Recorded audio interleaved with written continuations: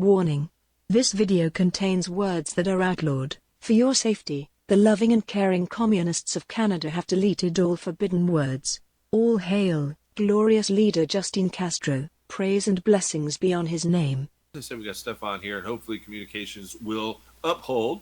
But Stefan, welcome back to the show. Anything fun happening in Canada? And did you want to take a swing at the latest warnings by our FBI director of China hacking and all kinds of stuff happening on the Sun?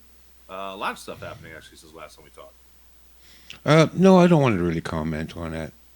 I don't know. I don't know enough about it, and I think I've said this last time too. It's like I've really pulled back from, following current events and following, what's the latest threat and what's the latest screw up by the government and what's the latest. I don't care anymore. I don't care, Eric. All I know is that everything the government does and touches turns to shit. What more do you need to know? And I know that everything the mainstream media and even the alternative media has to say is bullshit. So why am I going to pay attention to this? Somebody asked me the other day, did you watch the interview between Tucker Carlson and Putin? And I said, no, I don't. Why do I care? We've got two huge, major assholes lying to each other, and I'm supposed to listen and try to glean something from this? There's nothing to glean from it. They're going to start World War III, and they're going to starve us all to death, and then they're going to take our money, and they're going to collapse the financial system until everybody is begging in the streets for a bowl of rice, and then the banks will come in, and the people that they haven't already murdered with their, what, can't say the word. Eric, I got another strike on me a couple of weeks. Did you? Yeah, for the interview I did with you a year ago. Oh, yeah. See, anywhere I go, I'm telling you, you don't want to post my stuff publicly. No, I don't. When it comes to Eric Gajewski, I know nothing. I have no relationship with Eric. I'm telling you. I got to distance myself from you. You're bad news. Oh, That's those it. Catholics. Right, exactly. That's it. Yeah, I'm all kinds of watch lists and everything else. So, yeah, it's no surprise. I mean, a lot of I know the ones with David Icke I did got pulled down pretty quickly. I mean, I don't know. I try giving people some links from time to time, but it's just like, it just gets pulled down, man. I don't know what to say. Yeah, they took down 2 of my videos, and they gave me a strike, so I was in YouTube jail for a week. And yeah? Okay. Yeah. But listen, I don't have time for all that crap. And people out there, those that are listening, thank you very much. But do not send me any more articles to read or videos to watch. I get, 50 people a day sending me, you got to watch this video, you got to watch this, read this article. What do you think? I don't have time for that. I don't have time for that. Listen, your full-time job, other than earning a living right now, should be prepping. Yes. Yeah. Uh-huh. That's your full-time job. Training, getting additional skills, stockpiling food, practicing with your firearm, getting in good shape. That is your full-time job. Forming your community and working with people in your community. That's your full-time job. If you've got time to listen to TikTok and YouTube and all, you're slacking off. You are. Because we don't have time for that, folks. We got to get serious about this. It's no more about being a keyboard warrior. I had a very harsh discussion with somebody that. Oh, please, what are you doing? What are you doing?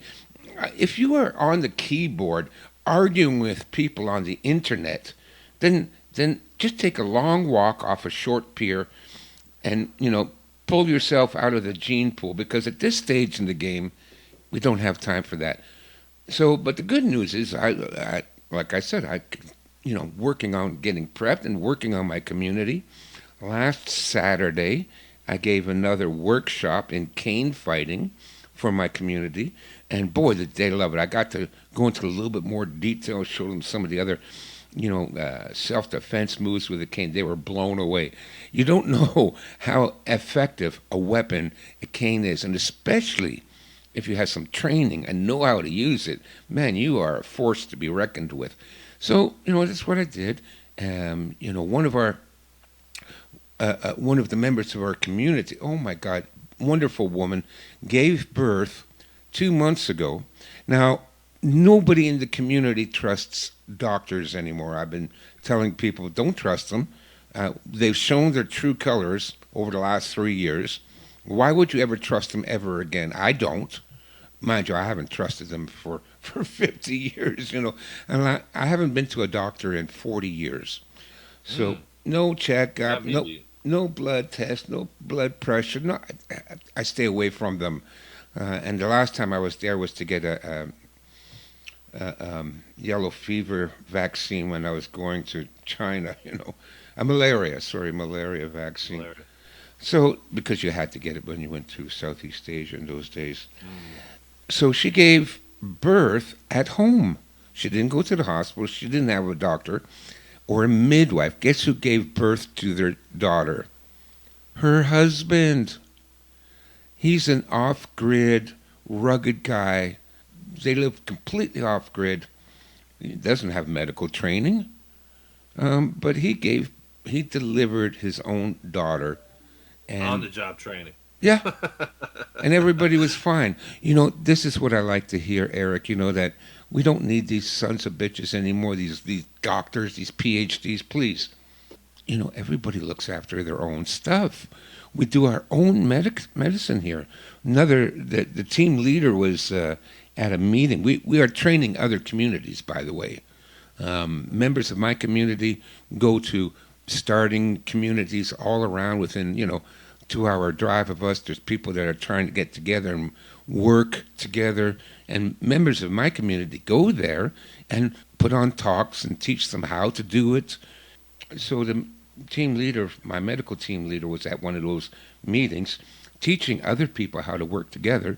And one member in the audience had a stroke, keeled over in her chair onto the floor. Boom. Oh. Yeah. So who helped her? Nobody, except my team leader.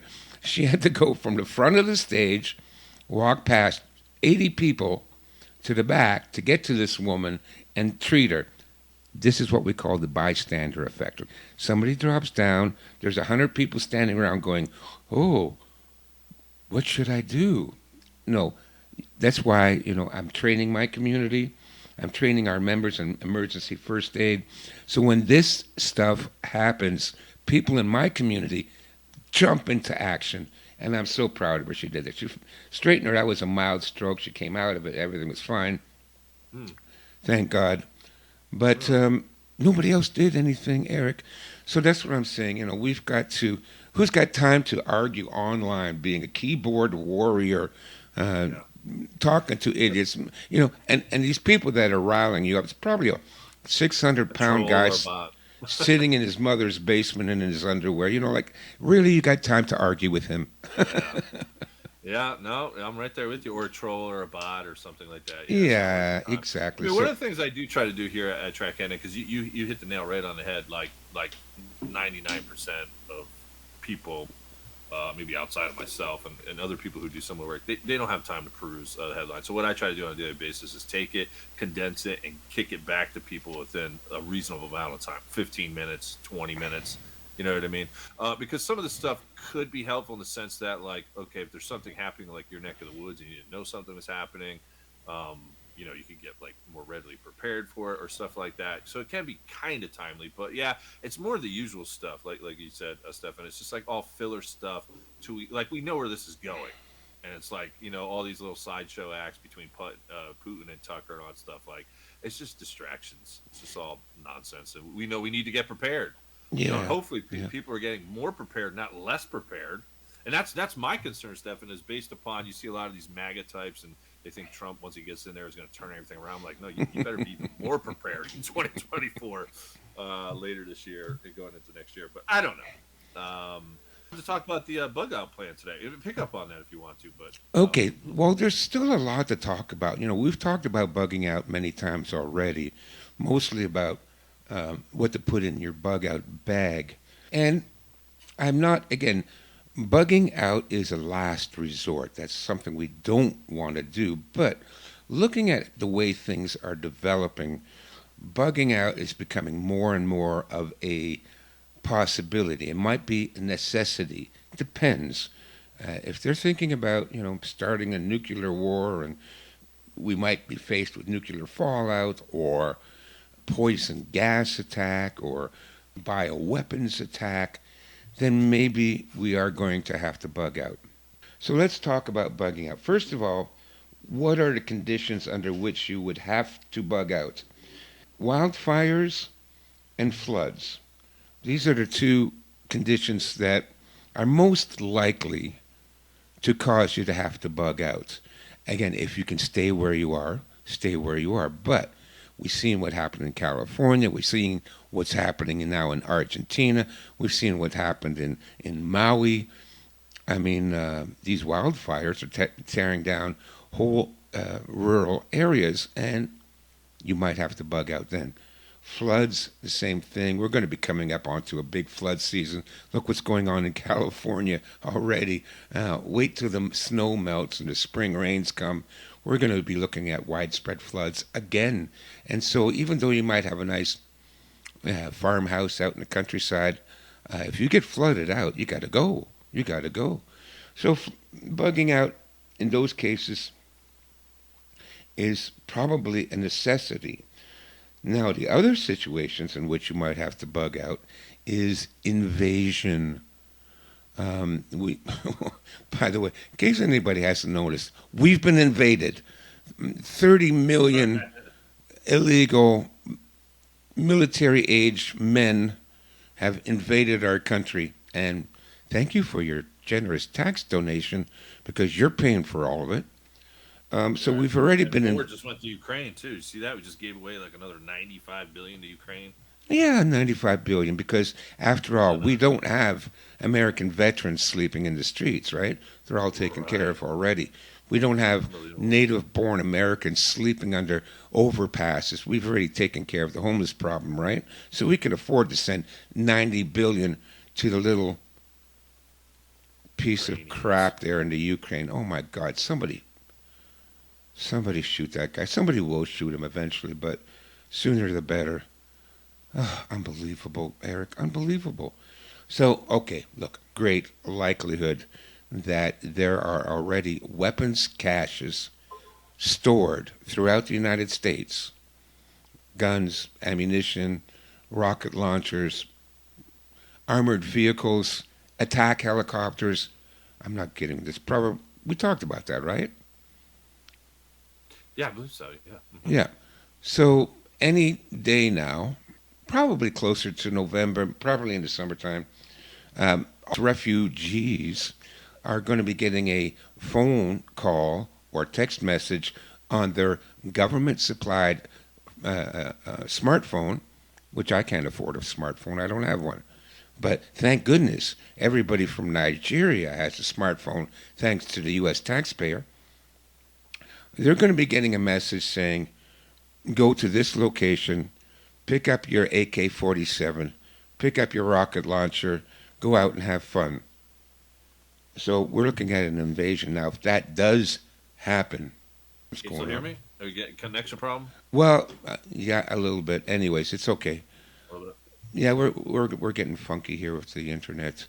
Anyways, so then again, if there's an invasion, now where I live out in the countryside here in the rural area, we're not really too worried about the migrants, but we should be because if the shit hits the fan and there's no more food left in the big cities, they're going to be coming out here. And all these little, small hobby farms, sitting on 10 acres, they're going to be attacked. Yeah. So you might have to bug out in that situation. Yeah, no, that's why I keep. That's a great point. That's what I keep telling. I had a neighbor the other day saying that he wanted to get a larger piece of property and like he wanted to move there with his wife or whatnot. I was like, I'd be going in with a community. You know what I mean? Like I wouldn't be trying to solo this with just a couple people because just for that same reason. Like, I mean, you could if you have a packs of people, 12, 24 people rolling up. I mean, you're done for. What are you gonna do then? You and your wife, and you and your kid. You know what I mean? Like you got to make sure you're around other like-minded people for sure. Exactly. So Yeah. land in and of itself isn't gonna do it. Yeah, no, land is great. Sure, get the piece of property if you can. But if you're just, you and your family on a nice little farmhouse and you got like 10, 12 acres, enough to grow food and raise some chickens and all that, good, primo. But if these people start coming up out of the cities, now I hate to tell you this, but where we are is about 2.5 hours drive from Detroit. And I'm sure we can depend on the border agents to stop any invaders. Like they've done such a good job of stopping invaders on your southern border. I'm sure they'll do an equally good job on stopping invaders on our southern border. But yeah, like they're a 2.5 hour drive away. You think they're not going to come up here and going from farmhouse to farmhouse to farmhouse, and who's going to stop them? So that again, that's why we need the community. That's why I am now team leader for the security team, and I'm going to start working on solutions to that problem, that threat. Anyways, okay, so that's another reason why you might have to vacate. And finally, nuclear fallout. We don't know what the government's going to do, what these evil psychopaths have up their sleeve. What if they let off, let's say they nuke Chicago? Now, I'll be in the fallout path if they nuke Chicago, because Chicago's to the west of us, about the same latitude. So now we're looking at nuclear fallout from Chicago. Yeah, we'll probably start to land around where I live right now. So again, that might be another reason why we have to evacuate. All right. So let's say you have to evacuate. First of all, where do you go? Number one, friends or family that you can stay with. Hopefully nearby, we'll say within 20 miles, within 50 miles max.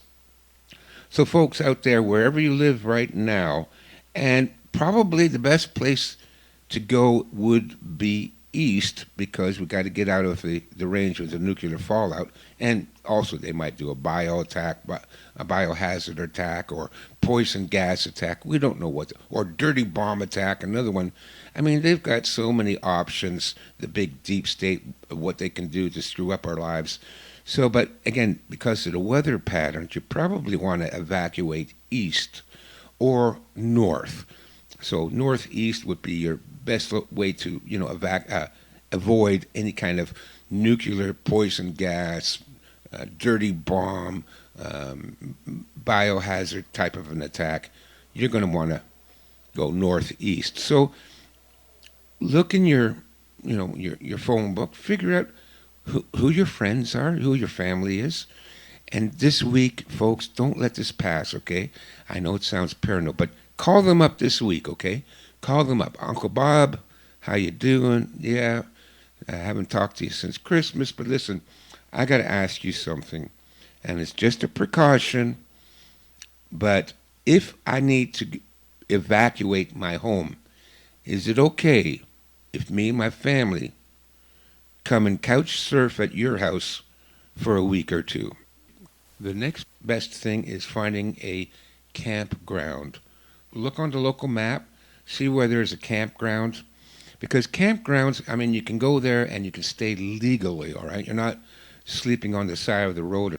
And usually campgrounds have bathrooms and water and hydro that you can tap into, and even hot showers. So a campground is your second best place to evacuate to your bug out location. It would be a campground. And finally, the last place you could go, well, not the last, but the third best place to evacuate to would be a national forest. Again, you can go there legally so far. There'll be usually places where you can camp. It might be rough camping, wild camping, so there's not going to be water or hydro or public bathrooms, okay? Well, you're really going to have to rough it then. But at least you can stay there. It's relatively safe. So those are your three best locations. Number one, family and friends. Go through your Rolodex. Probably nobody knows what a Rolodex is anymore. Find your friends and family. Make arrangements first, okay? If that doesn't happen, then look around for a campground. See what amenities they have and get the address and the driving directions to get to the campground. And then the third is a national forest. Again, you got to be pretty good at camping out. If you haven't had any experience, going into the woods or hiking or backpacking through the mountains or anything like that, if you have no experience doing that, then it's going to be a little bit rougher for you. But for those of us who spent our youth canoeing and hiking through the forest, we know what to expect. We can dig our own latrines, we can find water, and we can purify it, and we can, build our own shelters out there, even if you don't bring a tent with you. After that, there are a few other places that you can try to go to as a bug out location, and that is like abandoned buildings. Here in Canada, you go out into the countryside, there are hundreds, if not thousands, of abandoned factories, abandoned warehouses, abandoned sawmills. Yeah, it's kind of spooky. I wouldn't want to have to camp overnight by myself in an abandoned warehouse out in the country, but at least you have shelter and a way to defend yourself in there. So that's your first step, okay, folks? Let's figure out where you're going to go. Next stage, or the next thing you need to plan, how are you going to get there? So there are 5 ways that you can get there. Number 1, the best way, the preferred way, is by automobile. Get in the car, get in the truck, get in the van, go to your friend and family house, or go to the campground, drive there, bring your bug out bags, and fill the van, fill the truck with as much stuff as you can, and off you go. Trouble is, using a vehicle to escape during a bug out scenario, you're probably going to have a lot of problems. Number 1 is the traffic, especially if you live near an urban center.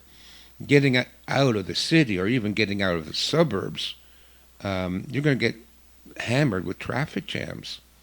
Also, there might be gangs that already set up roadblocks waiting for you to head out to the country so they can pull you over and rob you blind.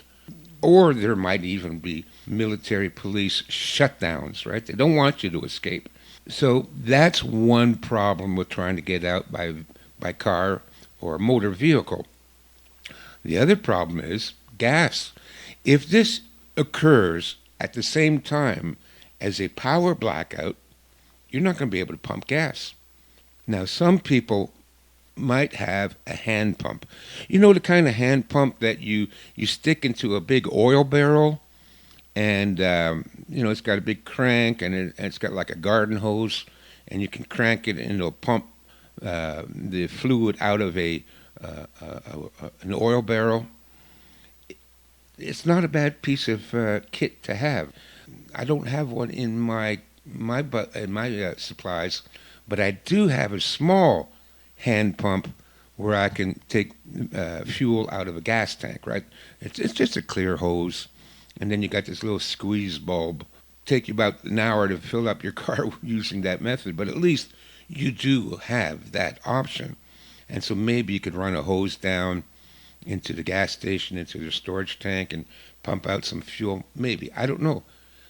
But fuel is going to be a problem. So even if you get everything in your car, you head out towards the country, and you run out of gas, well, that's it then. That's it. So remember, always at this point in our history, in our certain situation, never let your gas tank get below half full.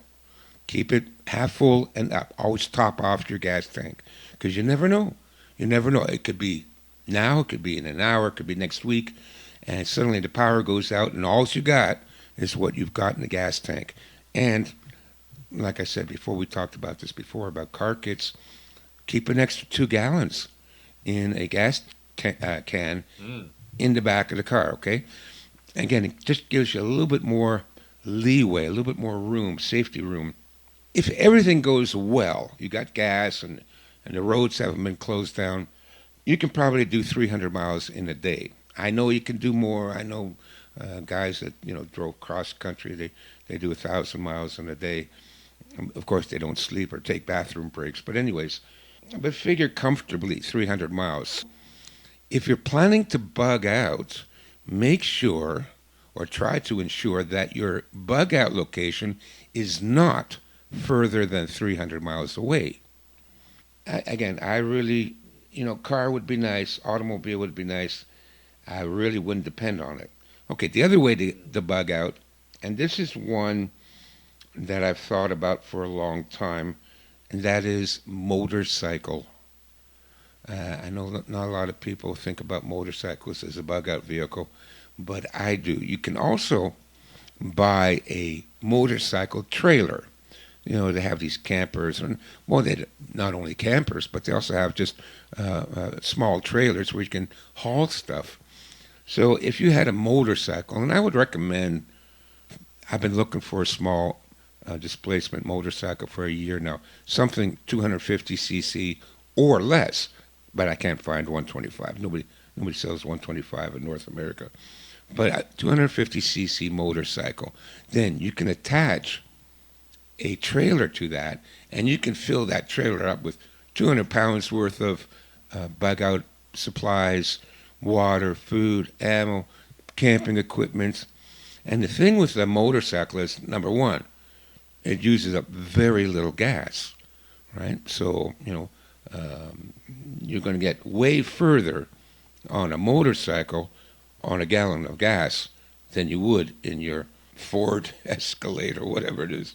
The other thing, too, is when cars start to run out of gas on the freeway, now they're littering up the freeway, and they're going to block it off. You can't get past them, even if you do have gas. You got all these cars parked on the freeway. Yep. How are you going to get past that in your car? Maybe if you had a big truck with a snow blade on the front, you could start pushing through them. But with a motorcycle, you can go around them. You can go on the shoulder of the road. You can go on bicycle trails. You can go on sidewalks. So you have way more flexibility with a motorcycle. You've got way more range on a motorcycle. And if you bring a trailer, you can haul almost as much equipment and supplies using a motorcycle. So don't rule out a motorcycle. It is still a valuable way to escape and evacuate. I'm looking at electric bike too. I think we mentioned that on one of the last shows, because I got solar panels, and I got one little station I could just hook it up, and I think some of those things get like in between 20 and 40 miles. I mean, I know it's not like a long distance option, but it might be beneficial. I don't know. I've had a few. Like, I got one guest coming on tomorrow, Mountain Man. He's actually one of the guys that got me into thinking about it, and I've been like kind of searching and looking. And I almost pulled the trigger a couple months ago and get one, but I want to do a little bit more research on it, because I know it can range anywhere between like 300 and like 3,000. So I don't, I'm not expert on electric bikes, or not electric. Is that the right word? Electric, like solar, like bikes that are run off of solar, basically. Well, electric bikes, yeah. Yeah, it's an electric bike, I guess. Yeah, I have no faith. I have no faith in EVs of any kind. I think it's the stupidest idea they've ever come up with. Are you kidding me? You're going to run things on batteries? Have you ever had to use a battery for something? They run out of juice. Like, I've never found a battery, even for an effing flashlight, that would last more than 6 hours. I haven't never seen one, never in my life. So you think a car battery, like a Tesla, and then especially in the wintertime. There was a video from China. They have a lot of EVs there, and they got hit with a really cold weather, and they're showing all these people are saying, well, I got a choice. I can either make it home, or I can turn on the heater, but I can't do both. It'll say, oh, you got 200 miles left on your charge. Okay, so that'll get me home. But they turn on the heater, suddenly it's down to 20 miles, because the heater sucks up the juice. So now you got all these Chinese people in sleeping bags in their car, trying to drive home because they don't dare turn on the heater because they won't make it home, and they're freezing their butts off in the car. So, no, the whole idea of an electric vehicle is just stupid. But mind you that Elon Musk is a moron. No, he's a con artist, folks. The guy is an out-and-out con artist. He's a front man for a whole syndicate of con artists. My God, I mean, and then all these people that invest in his company, excuse me, you're a moron. If you think a battery is going to replace an internal combustion engine, you are a moron. So I have no faith in that. And the same thing with the electric bikes. I have no faith in that either. It's a battery. And not only that, those batteries are volatile. They will explode for no reason whatsoever. So you store your electric bicycle in the garage, wake up at 3 o'clock in the morning because your garage is on fire. Don't know why. Then they can never figure it out, and good luck trying to put it out because you can't put it out by pouring the garden hose on it. These things burn and burn and burn. So that's all you need, okay? Eric, you're on your electric bicycle. You're bugging out. Suddenly, right between your legs, there's a giant fiery explosion. No, thanks. No, I'd rather walk. We got a few minutes left here, Steph. We got to begin to tie it all together here. Always appreciate your time. We want to make sure we give you ample time to promote too as well. I know you're okay. 2 minutes. Yeah. 2 minutes. So last couple of options is a boat.